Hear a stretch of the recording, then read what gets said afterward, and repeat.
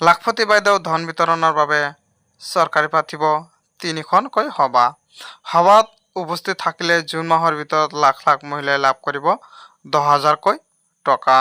হয় বন্ধু বান্ধৱীসকল, অসম চৰকাৰে ডক্টৰ হিমন্ত বিশ্ব শৰ্মা ছাৰে এখন সভা পাতিব। সেই সভাত লাখ লাখ মহিলাই লাভ কৰিব 10,000কৈ টকা। বানপানীৰ আগতে লাভ কৰিব 10,000কৈ টকা।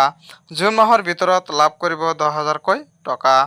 মোবাইল নিকিনিব, চৰকাৰে দিব নতুন মোবাইল। স্বামীৰ ব্যৱসায়ত খৰচ কৰক। গাহৰি গৰু পালন কৰক, লগতে ছাগল ভেড়া এইকেইটা আপুনি পালন কৰিব পাৰিব। হয় বন্ধু বান্ধৱীসকল, ব্যৱসায়ত উন্নতি হ'লে লাভ কৰিব 25,000ৰ পৰা 50,000কৈ টকা। লাখপতি বাইদেউ ধন বিতৰণৰ বাবে চৰকাৰে পাতিব 3খনকৈ সভা। সভাত উপস্থিত থাকিবলৈ জুন মাহৰ ভিতৰত লাখ লাখ মহিলাই লাভ কৰিব 10,000কৈ টকা। লাখপতি বাইদেউ ধন বিতৰণৰ বাবে চৰকাৰে পাতিব 3খন সভা। বানপানীৰ আগতে লাভ কৰিব 10,000কৈ টকা। মোবাইল নিকিনিব, চৰকাৰে দিব নতুন মোবাইল। হয় বন্ধু বান্ধৱীসকল, পৰৱৰ্তী খবৰ, লগতে এটা ডাঙৰ খবৰ। ক্ষমতাৰ বলত স্বদেশী লোকক বাংলাদেশলৈ বিতৰণ কৰিছে হিমন্ত বিশ্ব শৰ্মাই। ৰুগীয়া দেহাৰে চৰকাৰৰ পদক্ষেপ সমালোচনা মৌলানা বদৰুদ্দিন আজমলৰ।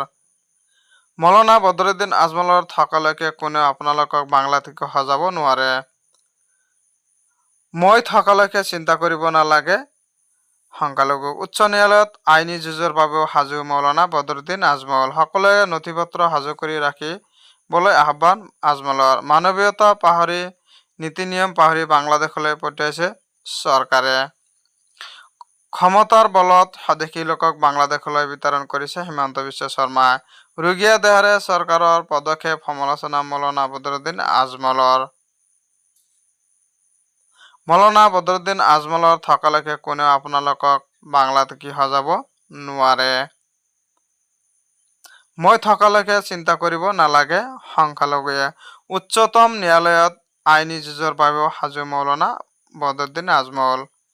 পৰৱৰ্তী খবৰ, লগতে ডাঙৰ খবৰ। 1 অক্টোবৰৰ পৰা হ্ৰাস পাব বিদ্যুতৰ বিল। 250 টকাত গেছ চিলিণ্ডাৰ।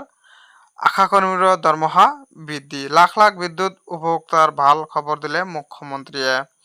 1 অক্টোবৰৰ পৰা বিদ্যুতৰ বিল হ্ৰাস পোৱাৰ ঘোষণা মুখ্যমন্ত্ৰীৰ।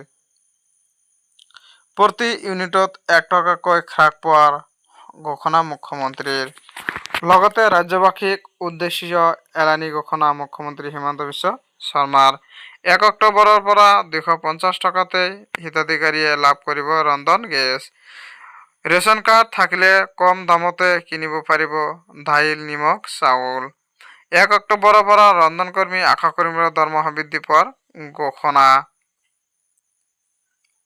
লাখ লাখ বিদ্যুৎ উপভোক্তাক ভাল খবৰ দিলে মুখ্যমন্ত্ৰীয়ে।